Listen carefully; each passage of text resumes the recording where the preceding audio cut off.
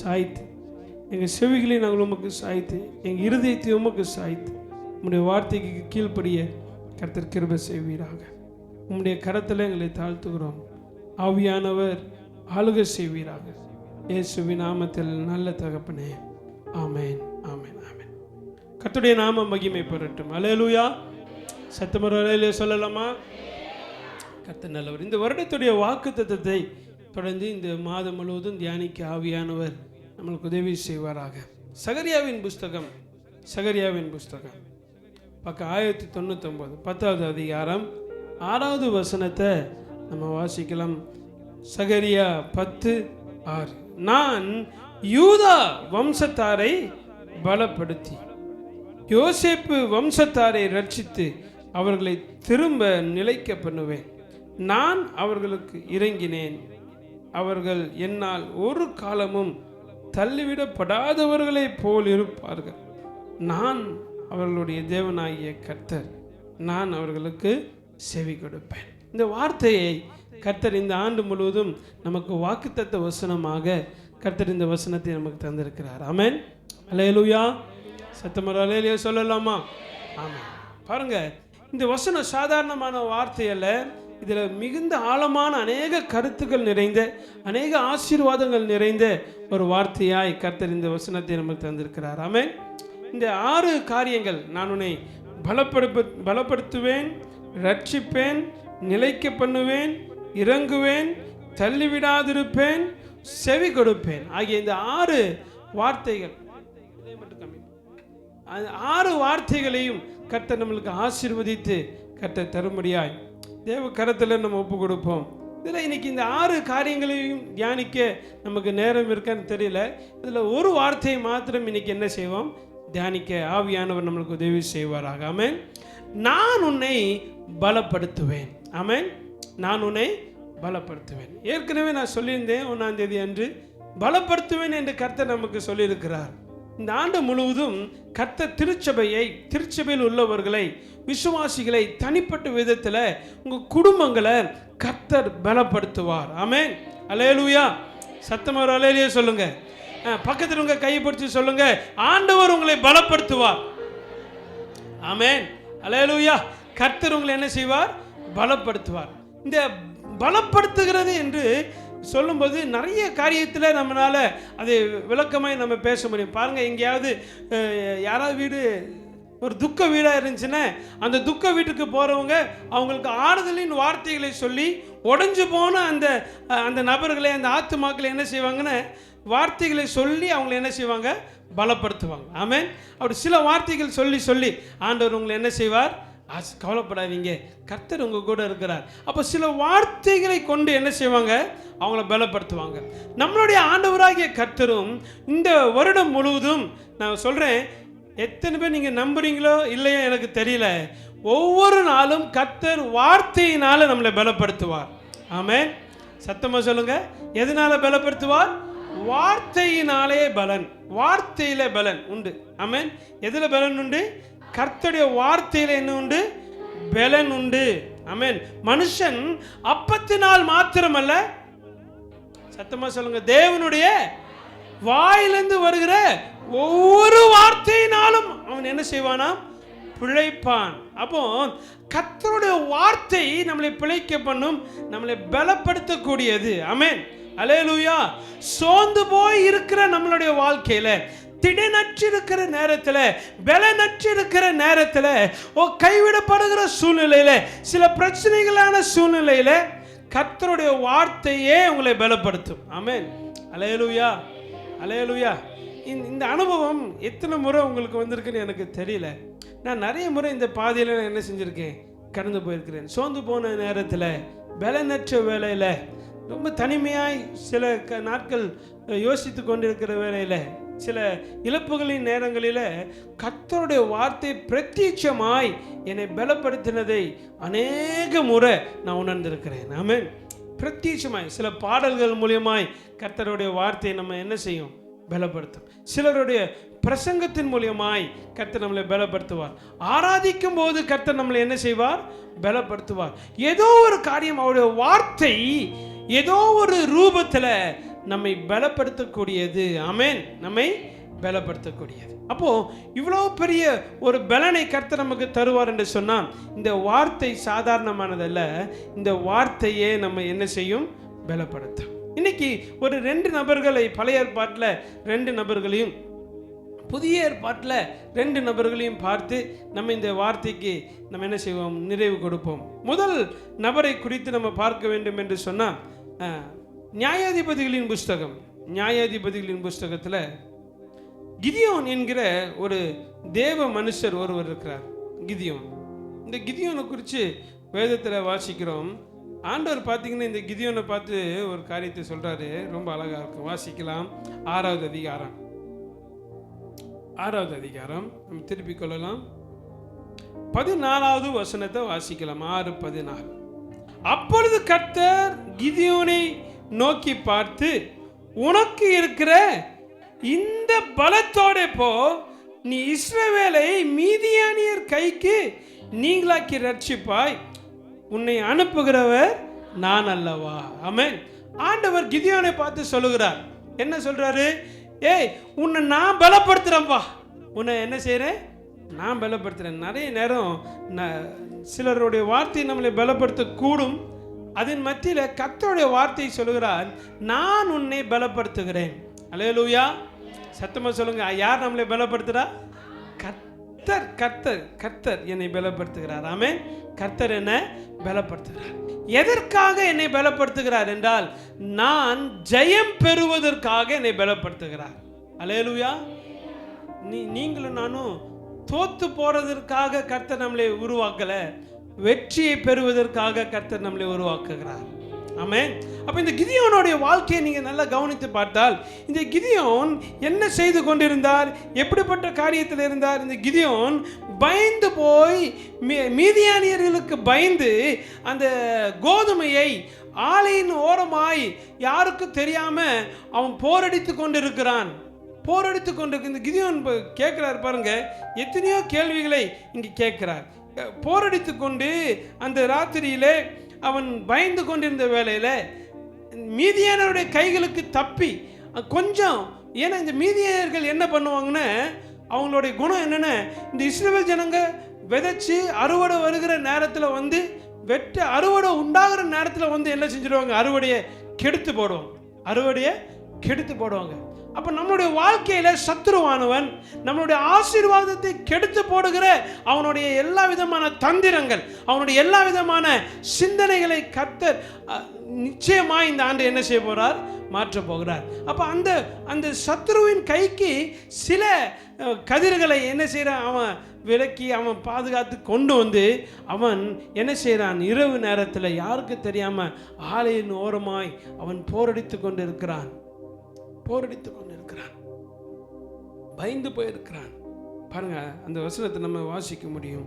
ஆண்டவர் 12ஆம் வசனத்தில் போடுகிறது, கர்த்தருடைய தூதனானவர் அவனுக்கு தரிசனமாகி, பராக்கிரமசாலியே, கர்த்தர் உன்னோட கூட இருக்கிறார். யாருங்க பராக்கிரமசாலி? இந்த கிதியோனா. இவனே பயந்து போய் என்ன செய்கிறான்? அவன் போரடித்து கொண்டிருக்கிறான். இவனை பார்த்து கர்த்தர் சொல்லுகிறார், பராக்கிரமசாலியே. அந்த வசனத்தை வாசிக்கிறோம் 13ல. அப்பொழுது கிதியோன் அவரை நோக்கி, ஆண்டவரே, கர்த்தர் எங்களோட கூட இருந்தால் இவைகள் எங்களுக்கு நேரிடுவானேன். கர்த்தர் எங்களை எகிப்திலிருந்து கொண்டு வரவில்லையா என்று எங்கள் பிதாக்கள் எங்களுக்கு விவரித்து சொன்ன அவருடைய அற்புதங்களாம் எங்கே? இப்பொழுது கர்த்தர் எங்களை கைவிட்டு மீதியானியர் கையில் எங்களை ஒப்பு கொடுத்தார். பாருங்க, நம்மளை அறியாமலேயே நமக்குள்ளாக ஒரு சிந்தை இருக்கு. நம்மளை அறியாமலே நமக்குள்ளாக ஒரு சிந்தை. பாருங்க, ஒரு சின்ன ஒரு கதை சொல்கிறேன். ஒரு வீட்டில் ஒரு அம்மா என்ன செஞ்சாங்களாம்மா, தன்னோட பையனை அனுப்பி, சாயங்காலம் ஆயிடுச்சு, இருட்டு போகிற நேரம் ஆயிடுச்சு, மழை பெய்யுதுப்பா, நீ போய் என்ன செய், வெளியே காஞ்சிட்டு இருக்கிற துணியெல்லாம் என்ன செய் இருக்கு எடுத்துட்டு வா என்று சொல்லி அவங்க அம்மா என்ன செய்கிறாரு? அனுப்புகிறாங்க. அந்த அம்மா அவனும் ஓடி போய் என்ன செய்கிறான்? எல்லா துணியும் என்ன செய்கிறான்? வேகமாக இழுத்து வரான். அவன் இழுத்ததில் ஒரு துண்டு மட்டும் என்ன செய்யலை? வரல. ஒரு துண்டு மட்டும் வரல.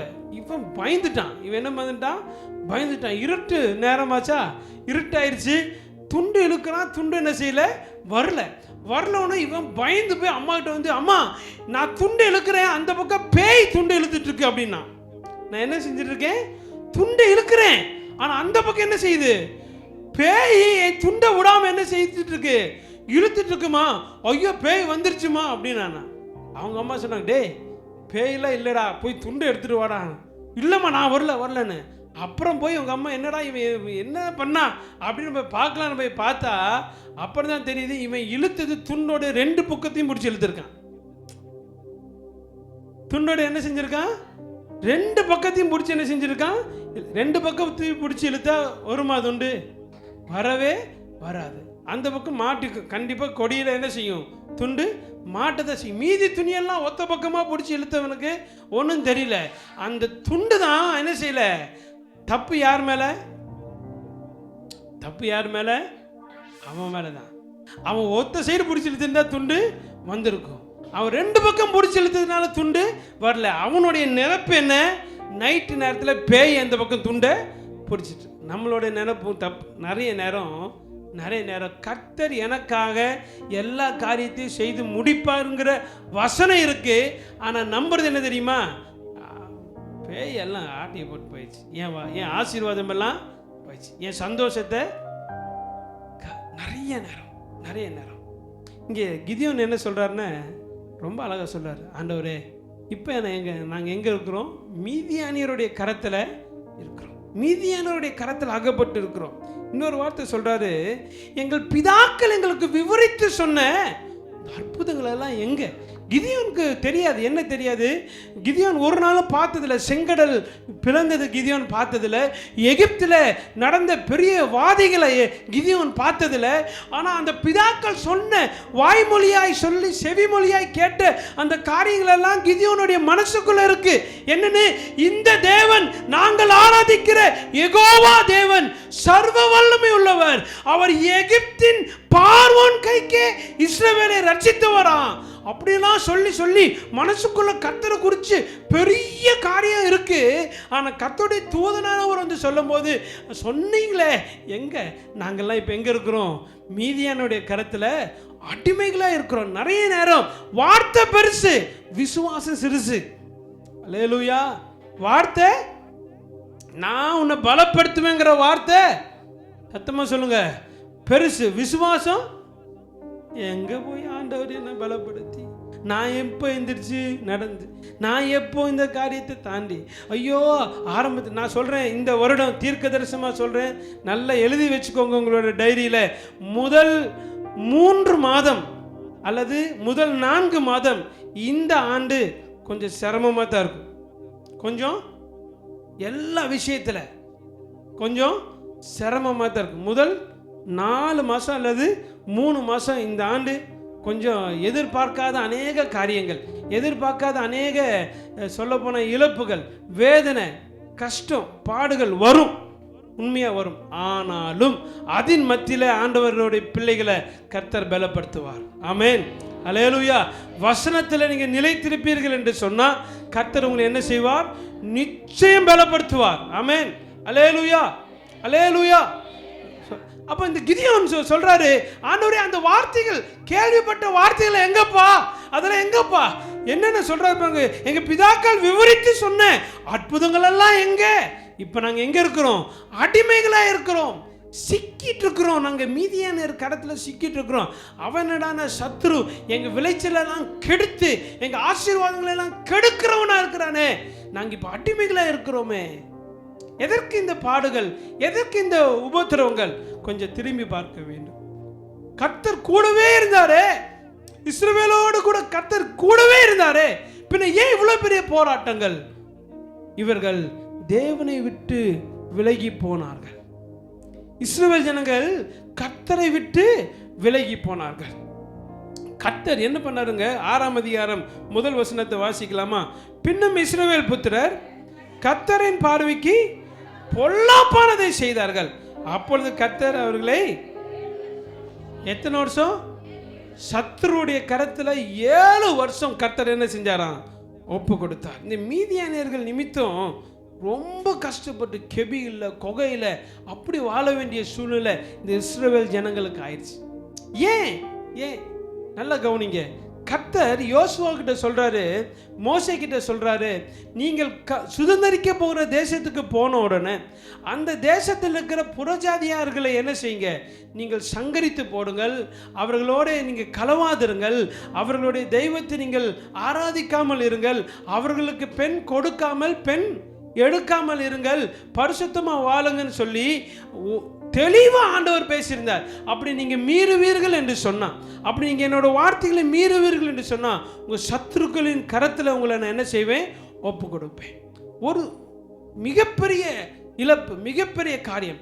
அப்படியே தொடர்ந்து நீங்கள் வாசித்து வந்தீங்கன்னா, இந்த நியாயாதிபதிகள் புஸ்தகத்தை நீங்கள் தொடர்ந்து வாசித்து வந்தீங்கன்னா, இத்தனை வருஷம் அத்தனை வருஷம் அவங்க கையில் இவங்க கையில் ரொம்ப டார்ச்சர் அனுபவிச்சாங்க இஸ்ரவேல் ஜனங்கள். அந்த சூழ்நிலையில தான் இந்த கிதியோன் வந்து கேட்குறாரு ஆண்டவரே, நீங்கள் பிதாக்களுக்கு விவரித்து சொன்ன அந்த வார்த்தைகள்லாம் எங்கப்பா, நாங்கள் இப்போ எப்படி இருக்கோம், அடிமைகளாய் இருக்கிறோம். அப்போ தான் ஆண்டவர் சொல்கிறாரு, நான் உன்னை என்ன செய்வேன். 14 அப்பொழுது கர்த்தர் அவனை நோக்கி பார்த்து, உனக்கு இருக்கிற இந்த பலத்தோட போ, நீ இஸ்ரவேலை மீதியானியர் கைக்கு நீங்களாக்கி. இவனே பயந்து போனவன், பயந்து போய் என்ன செய்யறான், காரியங்களை செய்யறான். ஆனா ஆண்டவர் சொல்றாரு, உன்னை கொண்டு தான் நான் என்ன செய்வேன், காரியங்களை செய்வேன். இன்னைக்கு ஆண்டவர் உங்களை பார்த்து சொல்றார், ஸ்பெஷலா உங்களை பார்த்து சொல்றார், உன்னை நான் பலப்படுத்துவேன், உன்னை நான் பலப்படுத்துவேன். எதற்காக தெரியுமா, உன்னை கொண்டு அநேகரை ரட்சிக்கும்படி நான் உன்னை பலப்படுத்துவேன். ஹல்லேலூயா, ஹல்லேலூயா. என்னை கொண்டு கர்த்தர் என் பட்டணத்தில், என் தேசத்தில் தேவன் ஒரு பெரிய திட்டத்தை வைத்திருக்கிறார். கிதியோனை கொண்டு கர்த்தர் ஒரு திட்டத்தை வைத்திருக்கிறார். நீங்கள் சொல்லலாம், பாஸ்டர் எனக்கு வயசாயிடுச்சு பாஸ்டர், எனக்கு முடியல பாஸ்டர், எனக்கு ஏகப்பட்ட சுகர், ப்ரெஷரு, பிபி, இது அது, கால்வலி, முட்டு வலி, என்னென்னமோ இருக்குது பாஸ்டர். எனக்கு அதெல்லாம் குறித்து கவலை இல்லை. அவர் பலப்படுத்துறேன்னு சொல்லிட்டா உங்களை கொண்டு ரட்சிக்க செஞ்சிருவார். ஆமென், அல்லேலூயா, அல்லேலூயா. நிச்சயமாய் உங்களை கொண்டு கர்த்தர் இந்த ஆண்டு ஒரு பெரிய ரட்சிப்பை கட்டளையிடுவார். ஆமென், அல்லேலூயா. கிதியோனை கொண்டு கர்த்தர் அப்படிதான் ஒரு பெரிய ரட்சிப்பை கர்த்தர் இஸ்ரவேல் தேசத்தின் மத்தியில் கட்டளையிட்டார். எப்படிப்பட்ட ரட்சிப்பு நீங்கள் வாசித்து பார்த்தீங்கன்னா, இந்த கிதியோனை நீங்கள் என்ன செய்யுங்க, வீட்டில் போய், எனக்கு நேரம் இல்லை, 6ஆம் அதிகாரம் 7ஆம் அதிகாரம் அப்புறம் 8ஆம் அதிகாரம் வரைக்கும் நீங்கள் என்ன செய்யுங்க, வாசிங்க. கர்த்தர் நிச்சயமாய் இந்த சம்பவம் உங்களுக்கு ரொம்ப ஆழமாக புரியும். வீட்டில் இருக்கும்போது மெதுவாக பொறுமையாக சாப்பிட்டுட்டு கூட என்ன செய்யுங்க, வாசிங்க.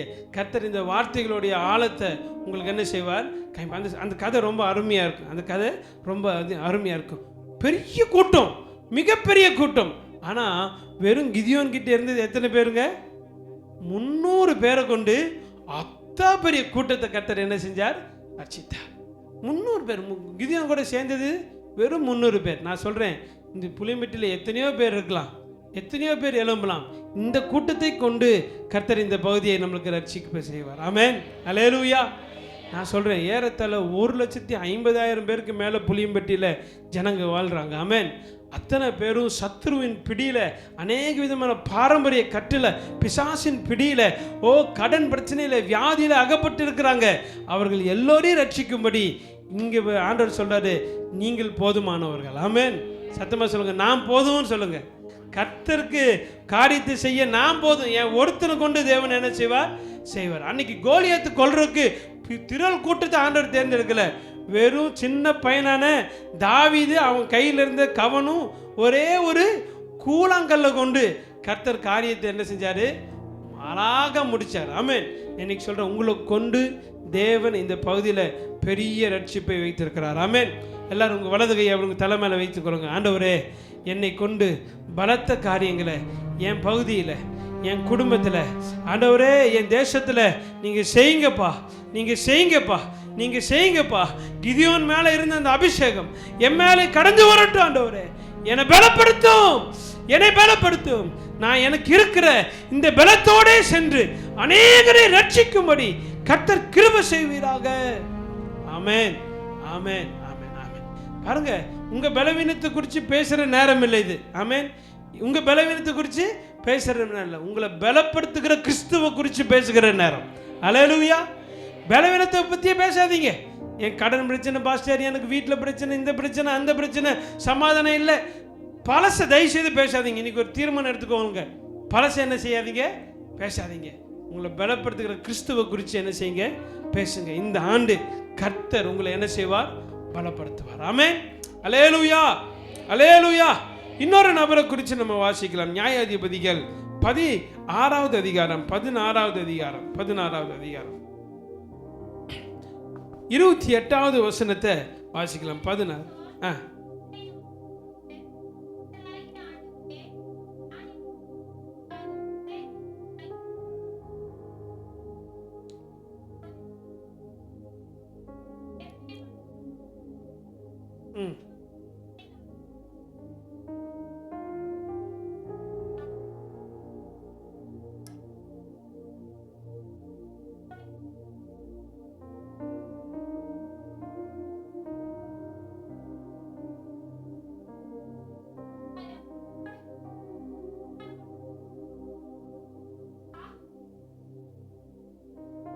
ஆமென். அல்லேலூயா, அல்லேலூயா. இங்கே ரெண்டாவது ஒரு நபரை குறித்து பார்க்குறோம். ஃபஸ்ட்டு கிதியோன். அவன் கர்த்தரை என்ன சொல்கிறாருன்னா, நான் உன்னை அனுப்புகிறேன், உன்னை பலப்படுத்துகிறவனை அனுப்புகிறேன், நீ ரட்சிப்பாய் அப்படின்னார். ஆமென். இங்கே இரண்டாவது ஒரு நபர், இவர் சிம்சோன். இவரை குறித்து நம்மளுக்கு நல்லா தெரியும். இவர் ஒரு நசரேயன், பைபிளில் மொத்தம் எத்தனை நசரேயன், நசரே விருதம் எடுத்தவங்க மொத்தம் எத்தனை பேருங்க? மொத்தம் கரெக்டாக பதில் சொல்கிறவங்களுக்கு பரிசு கொடுக்கலாமா? யார் யார் சொல்லுங்க?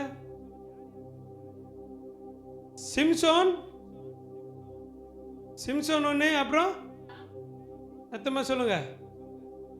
ஏசப்பா ஒன்று, அப்புறம் சாமுவேல் தீர்க்கதரிசி. இவங்கெல்லாம் யாருங்க? நசரே விரதம் எடுத்தவங்க. ஆமென். அல்லேலூயா. அப்போ பாருங்க, இந்த நசரே விரதம் எடுத்த இந்த 3 பேர், இதில் சிம்சோன் ரொம்ப பிரசித்தி பெற்றவர். இவர் ஒரு பராக்கிரமசாலி. இவர் ஒரு என்னசாலி? ஆமாம், நம்மள மாதிரி பயந்தசாலி இல்லை. அவர் யாருங்க? பராக்கிரமசாலி. நம்ம ஆட்கள் எலிக்கும் பூனைக்குமே இன்னும் பயப்படுறாங்க. எலிக்கும் பூனைக்குமே இன்னும் பயப்படுறாங்க. ஆண்டவர் சொல்றாரு, உன்னோட கூட யார் இருக்கிறேன்? நான் இருக்கிறேன். அப்போ இந்த பராக்கிரமசாலியாகி இந்த சிம்சோனுடைய வாழ்க்கை நமக்கு நல்லா தெரியும். நீங்கள் என்ன செய்யுங்க, இந்த சப்ஜெக்டை நீங்கள் ஃபர்ஸ்ட்லேருந்து வீட்டில் டைம் இருந்தால் வாசிங்க. நான் சுருக்கமாக சொல்லி முடித்துக்கு வருது. இந்த சிம்சோனுடைய லைஃப், அவன் கர்த்தராலே முன்குறிக்கப்பட்டவன். கர்த்தர் முன்னமே தாயின் வயிற்றிலே அவன் பிறக்கிறதுக்கு முன்னாடியே கர்த்தர் சிம்சோனை குறித்து என்ன செஞ்சாரு? தீர்க்க தரிசனம் சொன்னார். ஆமென். அல்லேலூயா, அல்லேலூயா. தாயின் வயிற்றில் இருக்கும் போதே தீர்க்க தரிசனமாக சொல்லப்பட்டது எத்தனை பேர்? நீங்க யோசிச்சு பாருங்க, எழுதி வச்சுக்கொள்ளுங்க. வயிற்றில் இருக்கும் போதே தீர்க்க தரிசனமாக சொல்லப்பட்ட காரியங்கள் ஏதாவது ரெண்டு பேர் சொல்லுங்க பார்ப்போம்.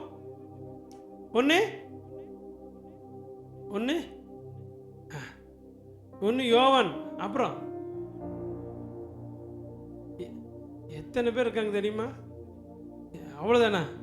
பாருங்க, ஈசாக்கு பிறக்கிறதுக்கு முன்னாடியே யார்கிட்ட? சாரா கிட்ட ஆண்டவர் தீர்க்க தரிசனம், உனக்கு ஒரு குமாரன் பிறப்பான். ரைட். அப்புறம் வேற யாருங்க? ரெபேக்கால் கிட்ட ஆண்டவர் சொன்னாரு, உன் வயிற்றுல எத்தனை பேர் இருக்கு? 2 ஜாதி பிறக்கும். அப்புறம் வேற அண்ணாள் கிட்ட உனக்கு ஒரு என்ன செய்வாங்க? ஒரு உற்பத்தி காலத்தில் ஒரு குமாரன் பிறப்பான். அப்படி பார்த்தா சிம்சோனுடைய தாய்கிட்டே என்ன சொல்லப்பட்டிருக்கு? உனக்கு ஒரு குமாரன் பிறப்பான். நிறைய பேர் இருக்காங்க இந்த மாதிரி. அப்படின்னா இந்த சிம்சோன் முன்னறிவிக்கப்பட்டவன். எப்படி முன்னறிவிக்கப்பட்டவன்? கர்த்தராலே அபிஷேகம் பண்ணப்பட்டவன். கர்த்தருடைய மிகப்பெரிய திட்டத்தை பிறக்கிறதுக்கு முன்னாடியே பெற்றுக்கொண்டு பிறந்தவன். ஆமென். இஸ்ரவேல் ஜனங்களை ரட்சிக்கும்படியே பிறந்தவன். ஆமென். அல்லேலூயா. சிம்சோன் ஒரு வகையில் இயேசு கிறிஸ்துவுக்கு ஒப்புமையாக சொல்லப்படுகிறார். ஒரு வகையில் ரட்சகராய் வந்தார். இயேசு கிறிஸ்து எதுக்கு வந்தார்? ரட்சிக்கும்படி வந்தார். அப்போ இந்த சிம்சோன் அவனுடைய வாழ்க்கையில தேவனோட கூட துவங்கின அவனுடைய வாழ்க்கை எங்க ஒரு மிகப்பெரிய சறுக்கலின் பாதையில தெளிலால் என்கிற ஒரு வேசி நிமித்தம் அவனுடைய வாழ்க்கை என்ன ஆயிடுச்சுங்க? ஸ்லிப் ஆயிடுச்சு. பாருங்க, அவனுடைய பலன் முழுவதும் இழந்து போனான். சிம்சோனுடைய பலன் முழுவதும் இழந்து போனான். அவனுடைய பலன் அவனுடைய தலைமுடியில் இருந்தது. சிம்சோனுடைய தலையில மொத்தம் எத்தனை ஜடங்க? எத்தனை? சத்தமா சொல்லுங்க. சத்தமா யாரும் வாங்கி திறக்க மாட்டேங்கிறீங்களே. எத்தனை ஜடை இருந்துச்சு அவனுக்கு? 7 ஜடை இருந்துச்சு. 7. அவனு சிம்சோன் வந்து ஜடாமுடி அப்படிங்கிற மாதிரி. சிம்சோன் பார்க்கறதுக்கு எப்படிதாங்க? மிகப்பெரிய ஒரு நசரேய விரதம் எடுத்தவங்கன்னு நிறைய பேருக்கு தெரியல. நசரேயர்னு என்னன்னு நிறைய பேருக்கு தெரியல. இந்த நம்ம ஊர்லேயே நிறைய பேர் சாமிக்காக முடி வளர்த்துறாங்க. கேள்விப்பட்டிருக்கீங்களா? பார்த்தீங்கன்னா அவங்க முடியே என்ன செய்ய மாட்டாங்க? வெட்ட மாட்டாங்க. குளிப்பாங்க, ஆனால் என்ன செய்ய மாட்டாங்க? அது தலை சீவலாம் மாட்டாங்க. அது அப்படியே ஜடை விழுந்து என்ன ஆயிருங்க?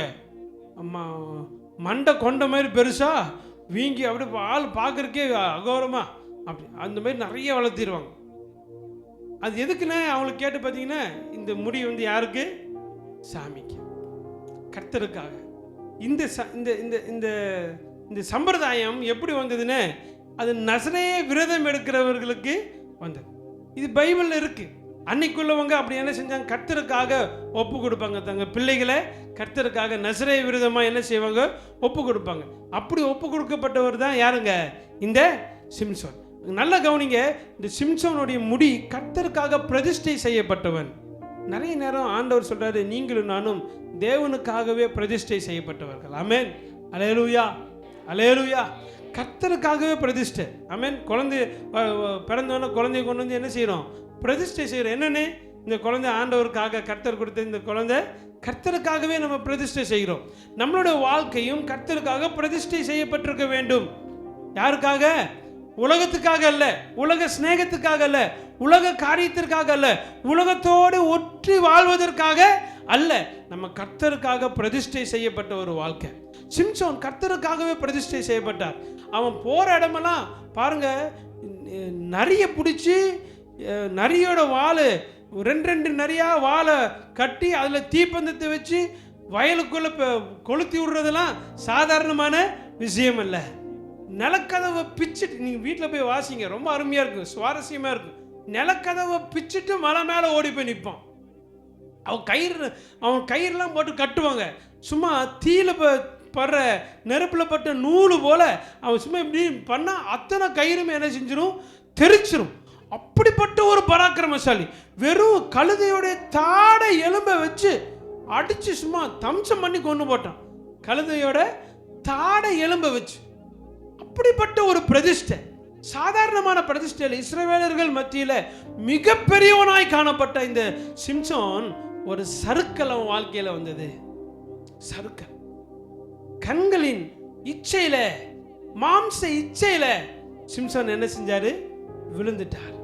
ஆனால் விழுந்து அவன் அகப்பட்டு அந்த பெலிஸ்தர்களுடைய மண்டபத்தில் அவன் இருக்கும்போது அவன் நடந்த ஒரு காரியம். அப்போ தான் சொல்கிறான், எல்லாம் போச்சு. அவன் தலையில் இருக்கிற பிரதிஷ்டை செய்யப்பட்ட அந்த முடியெல்லாம் சரைக்கப்பட்டாச்சு. அவன் முழுவதுமாய் நிராயுதபாணியாய் நின்றிருக்கும் போது ஒரு வசனம் ரொம்ப தெளிவாய் அங்கு எழுதப்பட்டிருக்கிறது. 22வது வசனத்தை வாசிக்கலாமா? 16:22.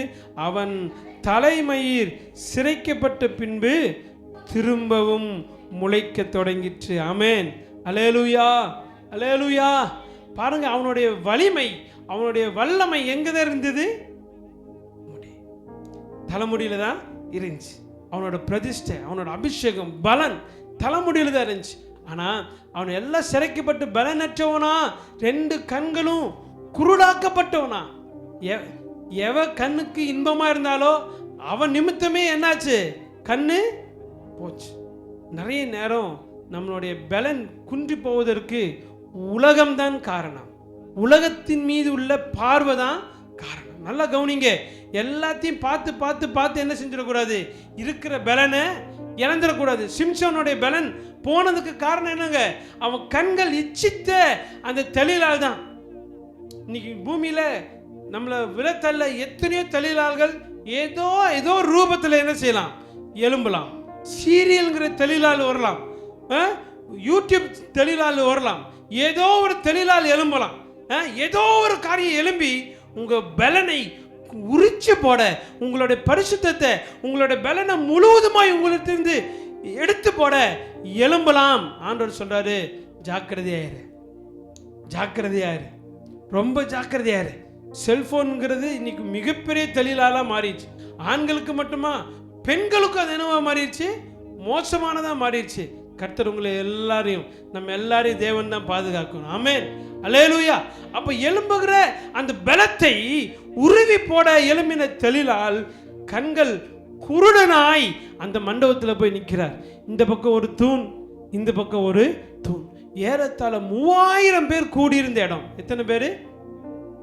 ஏறத்தாழ 3000 பேருக்கு மேல, ஸ்திரீகள், பெரியவங்கன்னு எத்தனையோ பேர், 3000 பேர் கூடி இவனை வேடிக்கை பார்க்கும்படி வைத்தது. நான் சொல்றேன், உலகம் உங்களை ஏளனமாய் பார்க்க தான் வைக்கும். ஆமென்.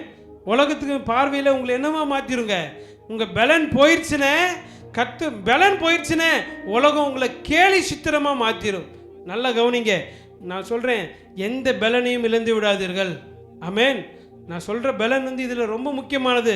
பரிசுத்தம் என்கிற பலனை என்ன செஞ்சிடாதீங்க, தயவுசெய்து இழந்துடாதீங்க. பரிசுத்தங்கிற பலனை இழந்துட்டீங்கன்னா ரொம்ப ரொம்ப சிரமம். உலகம் உங்களை கேலி சித்திரமாய் பார்க்க ஆரம்பிச்சிடும். நடந்த விஷயம் என்ன? கர்த்தர் அவனை திரும்பவும் பலப்படுத்தினார். அவங்க அதான் ஜெபம் பண்றான், ஆண்டவரே இந்த ஒரு விசை மாத்திரம் என்னை நினைத்தருளும். தேவனே என்னை பலப்படுத்தும், என்னை பலப்படுத்தும்.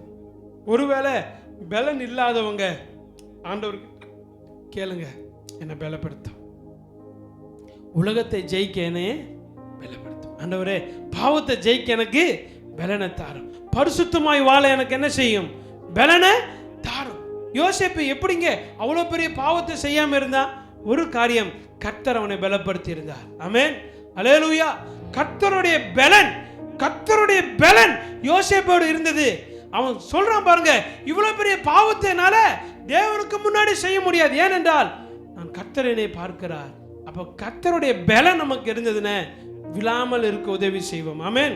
அப்போ ஆண்டோடு கேட்கணும், இந்த ஆண்டு முழுவதும் வாலிபர்கள், பெரியவங்க, நடு வயதில் இருக்கிறவங்க, பெண்கள், ஆண்கள் எல்லோரும் கேட்கணும், ஆண்டவரே என்னை பலப்படுத்தும், என்ன பலப்படுத்தும், என்ன பலப்படுத்தும், என்ன பலப்படுத்தும். இவன் பலப்படுத்தணும்னு நடந்த விஷயம், அந்த 2 தூண்களை ஒரே விசையாய் இழுத்து சாய்த்து அந்த மண்டபம் முழுவதும் இடிந்து போகும்படி அவன் செய்கிறான். அத்துணை பேரும் மடிந்து போறார்கள். அதோடு கூட சிம்சோன் என்ன செய்யறாரு? மடிந்து போறாரு. பாருங்க, அப்ப கர்த்தருடைய வார்த்தை இன்னைக்கு சொல்றாரு, நான் உன்னை பலப்படுத்துவேன். சிம்சோனை கர்த்தர் என்ன செஞ்சார்? மீண்டும் ஒரு விசை பலப்படுத்தினார். ஒருவேளை ஏதாவது காரியத்தில் நீங்க விழுந்து போயிட்டீங்களா? ஏதோ ஒரு காரியம், தேவனுக்கு பிரியமில்லாத காரியத்தில் விழுந்து போய் இருக்கிறீங்களா? ஆண்டவர்கிட்ட இன்னைக்கு கேளுங்க, ஆண்டவரே என்னை ஒரே ஒரு விஷயம் பலப்படுத்து, ஆண்டவரே ஒரே விஷயம் என்னை பலப்படுத்தும். நீங்க ஆண்டவர்கிட்ட கேட்க கர்த்தர் என்ன செய்வார்? இந்த ஆண்டு உங்களை நிச்சயமாய், சத்தமா சொல்லுங்க, என்னென்ன விஷயமோ என்னென்ன காரியங்களோ அது உங்களுக்கும் ஆண்டவருக்கும் மட்டும்தான் தெரியும். ஆண்டவர்கிட்ட கேளுங்க, என்னை தயவுசெய்து என்ன செய்யுங்க? என் பரிசுத்தத்தில் என்ன பலப்படுத்துங்க. கண்களின் பார்வையில் என்ன செய்யுங்க? பலப்படுத்துங்க. செவிகளின் வார்த்தைக்கு என்ன செய்யணும்? நான் ஒரு காரியம் சொல்றேன், நம்ம பலவீனம் ஆகிறதுக்கு மிக முக்கியமான காரணம் என்ன தெரியுமா? கேட்கக்கூடாததை கேட்கறது தான். கேட்கக்கூடாததை கேட்கறதா. கேட்க வேண்டியதை கேட்டிருந்தோம்னு நமக்குள்ளாக என்ன வரும்? சத்தமா சொல்லுங்க. வசனத்தை கேட்டுட்டே இருந்தோம்னா என்ன வரும்?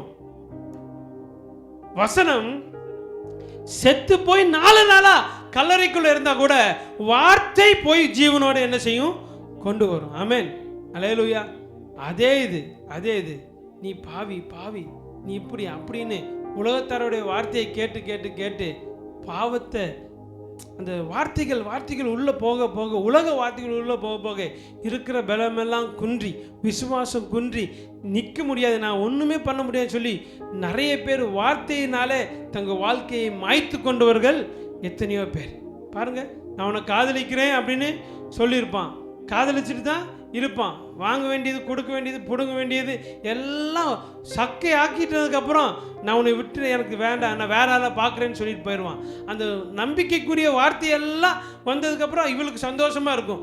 அந்த வார்த்தை திரும்பினதுக்கப்புறம் எல்லாம் பலவீனமாகி சூசைட் பண்ணிக்க வேண்டிய நிலைமை தான். விட்டு இது எத்தனையோ பேர் எத்தனையோ பேர் வார்த்தைனால விழுந்தவங்க நிறைய பேர். ஆண்டவர் இன்னைக்கு எச்சரிக்கிறார், மனிதர்களுடைய வார்த்தையை நம்பி ஏமாந்துடாதீங்க, தெளிலாளுடைய வார்த்தையை நம்பி ஏமாந்துடாதீங்க, கர்த்தருடைய வார்த்தையை நம்புங்க. அந்த வார்த்தை உங்களை என்ன செய்யும்? பலப்படுத்தும். ஆமென், அல்லேலூயா, அல்லேலூயா. அப்ப சிம்சோனை கர்த்தர் என்ன செஞ்சார்? பலப்படுத்தினார்.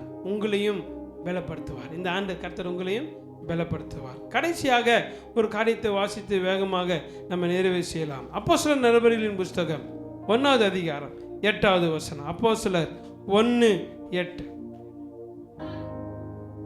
பரிசுத்த ஆவி உங்களிடத்தில் வரும்போது நீங்கள் பலன் அடைந்து எருசலேமிலும் யூதேயா முழுவதிலும் சமரியாவிலும் பூமியின் கடைசி பரியந்தமும் எனக்கு சாட்சிகளாய் இருப்பீர்கள். இங்கே ஆண்டவர் சொல்ற 3வது பலன் பரிசுத்த ஆவியானவருடைய பலன். ஆமென், அல்லேலூயா.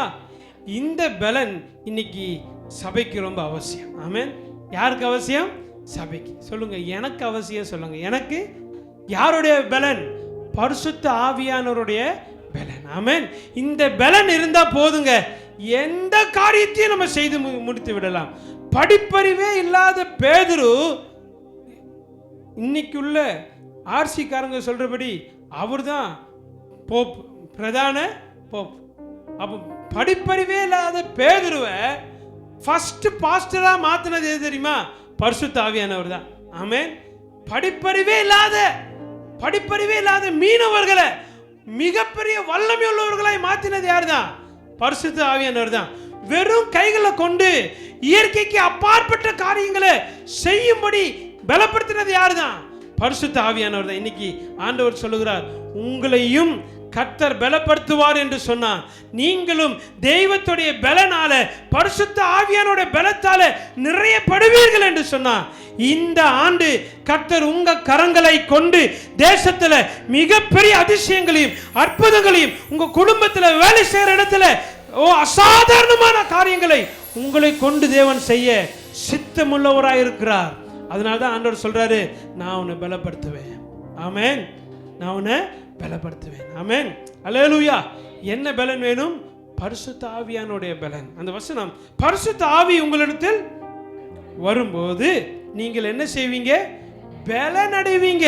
நீங்க பலன் அடைந்து எங்க? ஃபர்ஸ்ட் எருசலேம், 2வது யூதேயா, 3வது 4வது பூமியின் 4 இடத்துல உங்களை சாட்சியை நிறுத்த வைக்க வேண்டும் என்று சொன்னால் அது யாரால முடியும் என்றால் பரிசுத்த ஆவியானவரால் தான் முடியும். ஆமென்.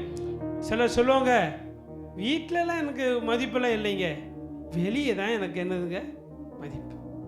பரிசுத்த ஆவியானவர் கூட இருந்தா வீட்லேயும் மதிப்பு, வெளியிலையும் மதிப்பு, ஊர்லேயும் மதிப்பு, நீங்கள் செல்கிற இடமெல்லாம் மதிப்பு. ஆமென், அல்லேலூயா, அல்லேலூயா. இன்னைக்கு இந்த பரிசுத்த ஆவியானவர் நமக்கு பூரணமாய் நமக்கு தேவைப்படுகிறார். ஆமென்.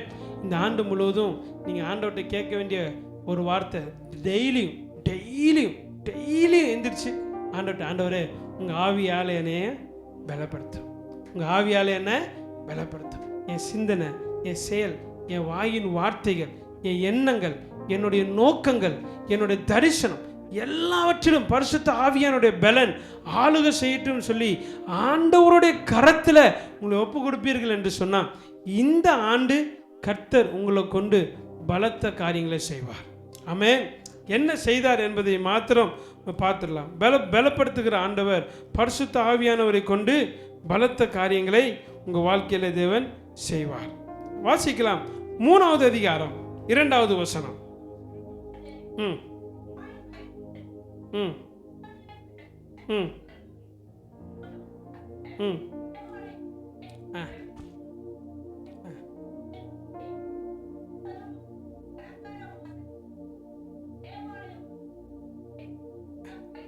பாருங்க, இந்த குருடன், இந்த பிச்சைக்காரன் என்ன, நாடோறும் பிச்சை எடுக்கும்படி தேவாலயத்தின் வாசப்படியிலே இவனை கொண்டு வந்து வைப்பாங்க. ஏன்னா சர்ச்சுக்கு இன்னைக்கு மாதிரி வாரத்துக்கு ஒருக்கா தான் நீங்கள் என்ன செய்கிறீங்க?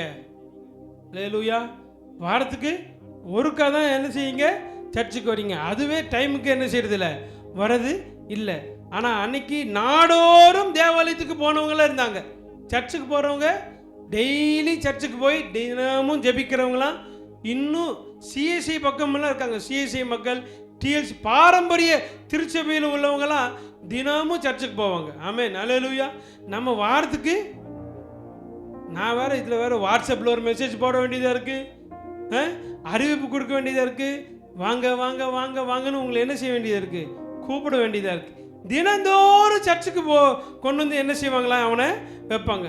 உள்ளே போகிறவங்க வரவங்களாம் என்ன செய்வாங்க, அவனுக்கு பிச்சை கொடுப்பாங்க. அவனோட பொழப்பு என்ன தெரியுமா, பிச்சைக்கார பொழப்பு. என்ன பொழப்பு? பிச்சைக்கார பொழப்பு. அவன் வாழ்க்கையில் ஒரு ஆசீர்வாதத்தையும் அவனால் பெற்றுக்கொள்ள முடியல. பாருங்க, அலங்கார வாசலில் வெளியே உட்கார்ந்துட்டு இருக்கிற அவனை ஆண்டவர் பார்க்கிறார். இவன் தினமும் என்ன செய்யறான், இங்கே தான் இருக்கிறான். எனக்கு ஒரு பெரிய ஆச்சரியம் என்னென்ன, இவன் தேவாலய தன் தாயின் வயிற்றிலிருந்து சப்பானியா என்ன செஞ்சானா, பிறந்தான். நல்லா கவனிங்க, இயேசு கிறிஸ்து இதே ஆலயத்தின் அலங்கார வாசலில் எத்தனையோ முறை இயேசு கிறிஸ்து நடந்து போனார். அல்லேலூயா. எத்தனையோ முறை நடந்து போனார். எத்தனையோ முறை இயேசு இவனை பார்த்துருக்கிறார். எத்தனையோ முறை இயேசு இவனை பார்த்துருக்கிறார். அப்பெல்லாம் இயேசு அவனுக்கு இறங்கவே இல்லை. ஆண்டவர் அவனுக்கு இறங்கலை, அவனுக்கு ஒரு அற்புதத்தையும் செய்யலை. இயேசு மரித்து 40 நாள் கழித்து பரமேறி அதுக்கப்புறம் 50வது நாளில் பரிசுத்த ஆவியானவர் பூமிக்கு வந்து பரிசுத்த ஆவியானவர் இந்த சீஷர்களை பலப்படுத்தினதுக்கப்புறம் அதே சர்ச்சுக்கு இயேசு கிறிஸ்து போன அதே தேவாலயத்துக்கு சீஷர்கள் என்ன செய்கிறாங்க, பேதுருவும் யோவானும் போகிறாங்க. இவன் என்ன செய்கிறான், பிச்சை கேட்குறான். அப்போ பாருங்க, இயேசு கிறிஸ்து ஏன் இவனை விட்டு வச்சார்னா, அந்த வல்லமை பேதுரு மூலியமாகவும் யோவான் மூலியமாகவும் வெளிப்பட்டு தெய்வத்துடைய மகிமை இந்த ஆலயத்தில் பிரஸ்தாபமாகணும் என்பதற்காக இவனை ஆண்டவர் விட்டு வச்சிருந்தார். ஆண்டவர் இவனை விட்டு வச்சிருந்தார். வசனம் சொல்கிறது, பேதுரும் யோவானும் அவனை உற்று பார்த்து எங்களை நோக்கி பார் என்றார்கள். அவனிடத்தில் ஏதாகிலும் கிடைக்கும் என்று எண்ணி அவர்களை நோக்கி பார்த்தான். அப்பொழுது பேதுரு, வெள்ளியும் பொன்னும் என்னிடத்தில் இல்லை, என்னிடத்தில் உள்ளதை உனக்கு தருகிறேன். நசரேயனாகிய இயேசு கிறிஸ்துவின் நாமத்தினாலே நீ எழுந்து நட என்று சொல்லி வலது கையினாலே அவனை பிடித்து தூக்கி விட்டான். உடனே என்னாச்சு? என்னாச்சு? என்னாச்சு? பலன் கொண்டது. ஆமென், அல்லேலூயா. பரிசுத்த ஆவியானவர் உங்களுக்குள்ள இருந்தா இந்த ஆண்டவர் சொல்லுகிறார், நீ மற்றவர்களை பலப்படுத்துவாய். ஆமென். நீ மற்றவர்களை பலப்படுத்துவ. சோர்ந்து போயிருக்கிறவனே, எந்திரிக்க முடியாதவனே, நடக்க முடியாதவனே, வாழ்க்கையில விழுந்தவனே, பாவத்தில் விழுந்தவனே, சாபத்தில் விழுந்தவனே, பிசாசின் பிடியில் இருக்கிறவனே, அவனை பலப்படுத்தும்படி கர்த்தர் இந்த நாளில் உன்னை பலப்படுத்துவாராக. ஆமென், அல்லேலூயா, அல்லேலூயா. அப்போ ஆண்டவருடைய பலன் இந்த ஆண்டு உங்க வாழ்க்கையில வெளிப்படும். ஆமென், பிரைஸ் தி லார்ட். கர்த்தர் உங்களை என்ன செய்வார், பலப்படுத்துவார். அப்போ பரிசுத்த ஆவியானவர் எனக்கு ரொம்ப அவசியம். என்ன அவசியம்? சோறு இல்லாம கூட இருந்துருங்க, பரிசுத்த ஆவியானவர் இல்லாம இருந்துடாதீங்க. ஆமென். நகை நட்டு போல்ட்டு சட்டை புது துணி அப்படி அது இல்லாம கூட என்ன செஞ்சிருங்க, இருந்துடலாம். யாரெல்லாம் இருந்துட முடியாது. அதான் தாவீது சொல்ற, ஆண்டவரே உங்க ஆவியை என்னை விட்டு என்ன செஞ்சிடாதீங்க, எடுத்து போட்டுறாதீங்க. பரிசுத்த ஆவியானவர் வெளியே போறதுக்கு இந்த ஆண்டு எந்த விதத்திலையும் தயவு செய்து என்ன செய்யக்கூடாது, இடம் கொடுத்துடக்கூடாது. பக்கத்தில் உங்க கைப்பிடிச்சு சொல்லுங்க, பரிசுத்த ஆவியானவரை வெளியே அனுப்புறதுக்கு எந்த முயற்சியும் எடுத்துடாதீங்க. அவர் உள்ளேயே தங்க வைக்கிறதுக்கு பல முயற்சி எடுங்க. கர்த்தர் உங்களை ஆசீர்வதிப்பார். உண்மை உண்மை உண்மை. நான் மறுபடியும் சொல்றேன் பாருங்க, சின்ன கோபம் யாரை வெளியே அனுப்பிடும்? முறுமுறுப்பு யாரை வெளியே அனுப்பிடும்? சண்டை யாரை வெளியே அனுப்பிடும்? எரிச்சல் யாரை வெளியே அனுப்பிடும்? நீங்க எரிச்சல் பற்றுவீங்க. நீங்க சொல்லுவீங்க, என் கோபம் நியாயமானது பாஸ்டர், என் கோபம் நியாயம். அவன் பண்றதை பார்த்தா எனக்கு அப்படியே கடுப்பு ஏறுது பாஸ்டர், அவன் பண்றதை பார்த்து எனக்கு அப்படியே காண்டாகுது பாஸ்டர் அப்படி சொல்லுவீங்க. ஆனா எரிச்சல் பற்றுவீங்க. வெளியே போனது யாரு? உள்ள வந்தது என்னது? யாருக்கு நீங்க இடம் கொடுக்குறீங்க? கவனம், எந்த விதத்திலையும் பிசாசுக்கு உள்ள இடம் கொடுத்து பரிசுத்த ஆவியானவரை வெளியே என்ன செஞ்சிடாதீங்க. உங்க கோபம் ஆண்டவர் சொல்றாரு தனியே கடவுது. ஆமென், அல்லேலூயா. எரிச்சல் இந்த ஆண்டு சத்தமா சொல்லுங்க, என் எரிச்சல் பச்சை தண்ணி மாதிரி தனியட்டும் ஆண்டவரே, என் கோபம் தனியட்டும் ஆண்டவரே. அப்ப என்ன வேணும்? கோபம் தனியணும், எரிச்சல் தனியணும், பொறாம அப்படி இல்லாம போகணும்னா என்ன உள்ள வரணுங்க? ஆமென். பரிசுத்த ஆவியானவர் என்ன செய்யணும்? ஆமென். பக்கத்தில் உங்க கைப்பிடி சொல்லுங்க, பரிசுத்த ஆவியானவர் உள்ள இருக்கிறாரா இல்லையா? அதுக்கு ஒரே அடையாளம் உங்க முகத்துல. அவங்க முகத்தை பார்த்து என்னைய பார்க்காதீங்க, அவங்க முகத்தை பார்த்து. உங்க முகத்துல சிரிப்பும் அன்பும் நேசமும் பாசமும் விட்டு கொடுத்தலும் மன்னிப்பும் இரக்கமும் இருந்தா போதும். ஆமென், அல்லேலூயா. நம்ம இது செய்யறதே இல்லை. ஒரு சிரிப்பு டெய்லி காலையில் கணவன் மனைவியை பார்த்து என்ன செய்யணும்? ஒரு ஸ்மைல் பண்ணுறது தப்பே இல்லை. ஊரில் இருக்கிறவங்கள பார்த்து ஹீன்னு பல்ல காட்டிட்டு போகிறது. மனைவி கணவனை பார்த்து ஒரு ஸ்மைல் பண்ணுறது தப்பே இல்லை. காலையில் பார்த்து ஒரு சிரிச்சு நல்லா இருக்கீங்களா அப்படின்னு விசாரிக்கிறது, காலையில் ஒரு குட் மார்னிங் சொல்கிறது, காலையில் ஒரு சந்தோஷமான வார்த்தைகளை பேசுறது, பிள்ளைகளை பார்த்து எந்திரிச்சோன்னே எருமை எந்திரி, கழுதை எந்திரி. எந்திரிக்கும் போதே, காலையில் எந்திரிக்கும் போதே சந்தோஷமாய் பரிசுத்த ஆவியானவர் உங்களுக்குள்ள இருந்தா அந்த இடமே மாறிடும். ஆமென், அல்லேலூயா. பாருங்க, நான் சொல்றேன், இந்த ஆண்டு உங்களுக்கு திட்டணும்னு கோபம் வந்துருச்சு, திட்டணும்னு முடிவு பண்ணிட்டீங்கன்னா நீ பலப்படுவாயாக. என்ன சொல்லுங்க? நீ பலப்படுவாயாக, உனக்கு ஆசீர்வாதம் உண்டாகட்டும். அப்படி சொல்லியாச்சு என்ன செய்யுங்க? நாசமா போகணும் சொல்லிடாதீங்க. ஆமென், அல்லேலூயா. கோபம் வந்தா கூட அந்த கோபத்தை என்ன செஞ்சிருங்க? ஆசீர்வாதமா மாத்திருங்க. ஒரு நாளும் ஒரு போதும் இந்த ஆண்டு சத்துருவுக்கு என்ன செய்யாதீங்க. அவனுக்கு கொஞ்சம் இடம் கொடுத்தீங்கன்னா போதும், உள்ள வந்து பூந்து உட்கார்ந்து போகவே மாட்டான். அப்புறம் பாஸ்டருக்கு தான் படும் பாரு. ஆமென், அல்லேலூயா. எனக்கு தான் பாரு. அப்போ நீங்கள் என்ன சொல்லுவீங்க? பாஸ்டர் தயவு செய்து ஒரு 3 நாள் எனக்காக ஒரு உபவாசம் இருந்து இந்த பிசாசை கொஞ்சம் என்ன செய்யுங்க, துரத்துக்குவீங்க. நானே சுகரில் இருக்கிறேன், நான் 3 நாள் என்ன செய்ய முடியாது, என்னால் உபவாசம் இருக்க முடியாது. கவனிங்க, நீங்கள் இடம் கொடுத்த பிசாசுக்கு நான் வந்து வழியெல்லாம் அனுப்பி வைக்க முடியாது. ஆமென், அல்லேலூயா. நீங்கள் இடம் கொடுத்த பிசாசுக்கு யார் தான் வழி அனுப்பணும்? டாட்டா நீங்களே சொல்லி அவனை என்ன செஞ்சிருங்க, வழி அனுப்பிடணும். உங்கள் பிரச்சனைகளுக்கெல்லாம் என்ன செய்யக்கூடாது? ஃபோன் பண்ணி பாஸ்டர் உள்ள பிசாசு வந்துருச்சு பாஸ்டர் அப்படின்னா நான் சொல்கிறேன், நான் கொஞ்சம் வேறு மாதிரியான ஆளாக்கும். ஆமென், அல்லேலூயா. நீங்கள் நினைக்கிற மாதிரி ஆள் இல்லை. பிரச்சனை முத்துனதுக்கப்புறம் தான் வருவேன். ஆமென். என்னை கூப்பிட்டீங்கன்னா பிரச்சனை முத்துனதுக்கப்புறம் தான் வருவேன். இன்னும் சொல்லப்பட்டுங்களா, பிரச்சனை முடிஞ்சதுக்கப்புறம் தான் நான் வருவேன். ஆமென். பழைய படத்துலலாம் ஏதோ பிரச்சனையாகும் போது போலீஸுக்கு ஃபோன் பண்ணுவாங்க. எல்லாம் திருடனெல்லாம் பிடிச்சி ஹீரோ வந்து உள்ளே பூந்து அடித்து அப்படியே பிடிச்சதுக்கப்புறம் தான் போலீஸ் ஜீப் உள்ளே வரும். ஆமென், அப்படி தான் நான் வருவேன். நீங்கள் எல்லாம் முடிச்சதுக்கப்புறம் வந்து கைது பண்ணிட்டு போயிடுவேன் பிசாசை. நல்லா கவனிங்க, எல்லா பிரச்சனையுமே நீங்களே தான் முடிச்சுக்கணும். அல்லேலூயா. கைப்பிடிச்சி சொல்லுவீங்க, இனிமேல் எந்த பிரச்சனைக்கும் பாஸ்டருக்கு ஃபோன் பண்ணாத. ஆமென், அல்லேலூயா. எனக்கு ஃபோன் பண்ணுங்க, தப்பு இல்லை. அதாவது உங்களால் சிக்கல் எடுக்க முடியாத பிரச்சனையே என்ன செய்யக்கூடாது சொல்லுங்க. ஆலோசனைகளுக்கெல்லாம் நான் என்ன செய்கிறேன், முதலால நிற்பேன். எத்தனை மணிக்கு கூப்பிட்டாலும் நான் ஃபோன் அட்டன் பண்ணுவேன். ஆமென்.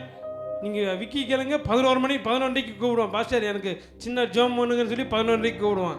11:30 நான் விக்கிக்கு ஃபோன் பண்ணி என்ன செஞ்சுருக்கேன், ஜோம் பண்ணியிருக்கேன். வேணிக்கா கூப்பிட்டு பாருங்க, 2:30 மணிக்கு ஃபோன் பண்ணுவாங்க. பாஸ்டர் மூச்சு கொஞ்சம் என்ன செஞ்சிருச்சு, பிடிச்சிருச்சு. 2:30 மணிக்கு அவங்க வீட்டுக்கு போய் என்ன செஞ்சுருக்கேன், ஜோம் பண்ணியிருக்கேன். அதனால நான் ஜெபத்துக்கெல்லாம் வர மாட்டேன்னு நான் ஒரு நாள் என்ன செய்ய மாட்டேன் சொன்னதே இல்லை. அவன் பிரச்சனைக்கு தான் என்ன செய்ய மாட்டேன், வர மாட்டேன். அல்லேலூயா. இந்த ஆண்டு சமாதானம் பாருங்க. ஆமென். இந்த ஆண்டு சந்தோஷம் பாருங்க.